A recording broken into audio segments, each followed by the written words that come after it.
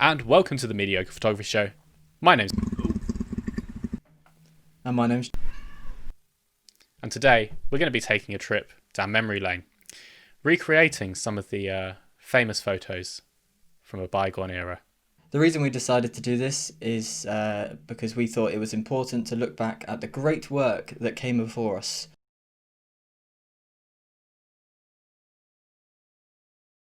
Right, now the photo I chose is known as the oldest surviving photograph ever. It's called A View from a Window at La Grasse. For all those who listened in their history of photography lectures, will know that it is by the French inventor Joseph Niepcé. This particular image was taken out of a high window of the surrounding area around his estate in 1826. Yeah, it's interesting. Now, we can't mention the process of heliography without mentioning Henry Fox Talbot. Personally, I'm on Team Talbot, but Niepcé did actually present his work to the Royal Society before Talbot did, so got beaten to the punch there. Yes, he did. And what's less known is that after the year 1905, it disappeared for 50 years, and it now lives at the University of Texas. It might be worth a visit. Yeah, definitely. Next road trip, perhaps. So, how come you chose this photo then? Because I never really had you pegged for somebody who sort of really cared about historical photography. Well, it wasn't actually the photo that I was interested in. It was more the story of Niepcé and his sort of personal history. The fact that he was in the military and he had to resign because of ill health. He then moved into government as an administrator of Nice, where he then resigned. After resigning from the military due to ill health, he went on to government, where he became the administrator of Nice. He then resigned from there because, it's reported that he was unpopular. So that might be why the story means quite a lot to me. He was, even after his death, his collaborator, Louis Daguerre, said that right, carried on their research and even named their research after him. So Niepcé was given little to no credit for his work at the time.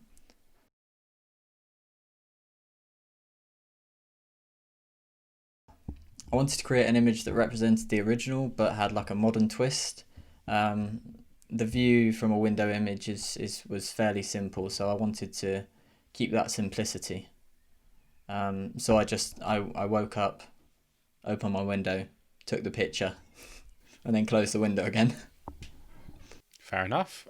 But I'm a bit curious because I've always regarded the photo as a very technical photograph. Like, it's always been like the epitome of that. And I know you've been sort of experimenting with different styles and technical themes in your photography, something that you haven't really explored before. And of course, the fact that you're installing a darkroom into your house. Do you think that kind of adds to the meaning as well? Yeah, definitely. I think that my self-portrait work is more reminiscent of the 1950s New York street photographers. So maybe A View from a Window is me trying to take a step back and find another route into photography. Fair enough. And I suppose the other thing to point out here, of course, is that the image is purely technical. There's no artistic motive behind it at all. I mean, I guess if you didn't know the historical significance, you would just think that it is a crap photo. So, again, you've kind of linked that there as well, that you've produced a photo that was purely taken from a place of convenience and no artistic motive there whatsoever. I think that there was sort of an idea in my head that this image could actually fit into my self-portrait series somehow, with the sort of tones and colours. Yeah, I know that it's not related in sort of a technical sense, but to be honest, where the hell am I going to find those chemicals at a time like this? And also, heliographs are, ridiculously carcinogenic. I found it really quite funny that put all this hardship and hours into perfecting his craft and creating something of of major significance just for me to sort of literally just get out of bed, open a window, take a picture, and then go back to bed. Um, it it sort of shows how far photography and technology has come, um, and why, I think that the image is one of the most important, if not the most important, um, photograph ever. Yeah, well, I guess if, he wasn't there, then we would all be painting, wouldn't we? So, I've actually done 2 images because I'm a huge overachiever.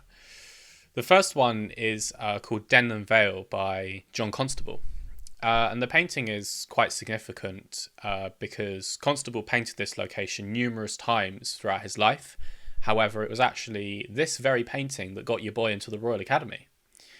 It was described as Constable as one of the greatest landscapes he'd ever seen. And, well, when you look at the original work and other works painted in that location, you really can see why. Okay, but why Constable? I get that he's good, but he's surely not the greatest ever landscape painter. Well, yeah, I'm that's true, and there are definitely landscape painters that I prefer. But the reason that I decided to look at Constable was because he actually defied his training as a painter. That when he was in art school, it was basically explained to him that painting landscapes were the second lowest form of art behind still life. And he was like, nah, not having any of that. I'm going to reinvent the landscape painting. And he basically ended up using really, really bright greens and contrasted them with lots of reds, which was kind of unheard of in landscape painting at the time. When you look back at like the old masters of the 1700s, they were really fond of the colour brown. And in fact, when his work was exhibited at the Louvre, the curator claimed that Constable was the messiah of landscape paintings. I also really admire his study of nature, and he really wasn't afraid to show how we worked in the landscape, and he studied our relationship with it very intensely. So I guess you could say he was working with the Anthropocene like way, way, way before it was even a thing. Yeah, absolutely. And so to honour that, I decided to go to the Sussex Hills, which was where this painting was painted, in order to recreate the image. Unfortunately, my result, it came into some problems. I think I was kind of within maybe 100 meters or so of the location, but Gun Hill, which is the specific location, is like incredibly built up now, and you no longer have that look of the open marsh towards the church. And so I improvised. So we have the same river in our respective works, and I tried to mimic the bow in the river where I could as well. But I really decided to embrace that manscaping. But I really decided to try and embrace the man-made landscaping and find a bow that was very deliberately put in, and try to replace kind of the soft with the sharp, the rustic with the smoothed. And I actually tried to do this in the colours and the style as well. So I was originally going to shoot this on something a lot more brown, so something like Ektar, maybe even with a pinhole camera to really get that soft effect. But when I kind of came up with the idea of the shot in my mind's eye, I switched the film up to Pro 160, which tends to like bright green tones a lot more, and also I put on a very, very sharp Schneider lens in order to really exaggerate that difference.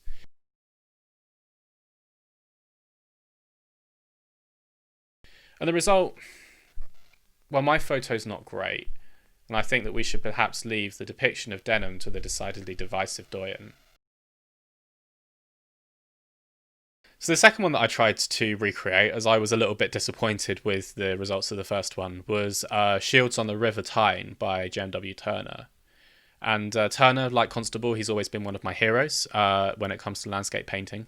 And the thing that really draws me more towards Turner's series of ports in this instance, as opposed to kind of the other work that he's more well known for, is the absolute wonder in which he kind of conveys these places. So to him, he painted this in 1826, so to him, these ports and ships must have had like these incredible feats of engineering capable to whisk you off to like these exotic and crazy distant lands. And Turner did take advantage of that. I mean, he travelled all across Europe. He was never on the forefront of discovering new lands, but he definitely would have taken voyages at sea. Well, from the one painting I've seen of his use of light is unbelievable. It's very dramatic. Yeah, absolutely. And where Constable was famed for being the meteorologist's dream, as his skies were really accurate, Turner would actually mix oil and watercolour together in order to create these shadowy, silky skies that secrete suspense to stagger and shock the spying spectator. Fuck off. Of course, I wanted to try and create a modern depiction of these ports as well, but they wouldn't let me into the actual ports because apparently I'm a security risk. So I wandered around Harwick and I found a pier in order to get my shot up there. But it creates a challenge. The photo is at nighttime. You can see the moon very clearly there. And I was shooting at day. I couldn't wait for the sun to go down because I had to get home for my tea time. So I got creative and I overexposed the image by about 3 stops, and I knew that Pro 160 couldn't handle it because it's a trash film for trash people.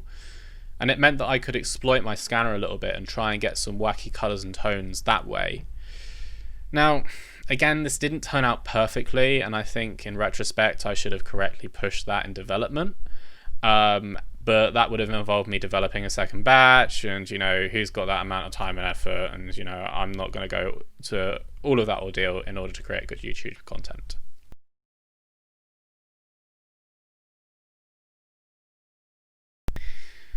And so, in my opinion, the reason that these artists were so important is because they paved the way for a greater freedom of expression within the art world. Constable and his desire to rise landscape painting up to a higher form of art, and Turner with his almost impressionistic views, meant that getting fine art photography off the ground became significantly easier because of these two people. And as I mentioned at the beginning of the video, I think it's really important to think about the historical considerations of the work that came before us. From the masters of painting or photography, we can all learn so much from them. One of the things you learn at any art school is that you have to learn the rules in order to break them. And people like Niepcé, Constable and Turner were the people that made those rules. Exactly. Couldn't have put it better myself, Jack. So, what are your favourite historical paintings or photos? Are there any that you would like to see us recreate from that matter? If there are, do let us know down in the comments below. So Jack, if people liked your photos and wanted to see more of them, where can they find them? That'll be at Jack Henderson Photo. And Ben, if they liked your representations of paintings and wanted to see more, where would that be? Well, don't go to my Instagram because that's literally the first time I've ever done it. But if you like my photos, then you can go and see them at Ben Bullman Photo.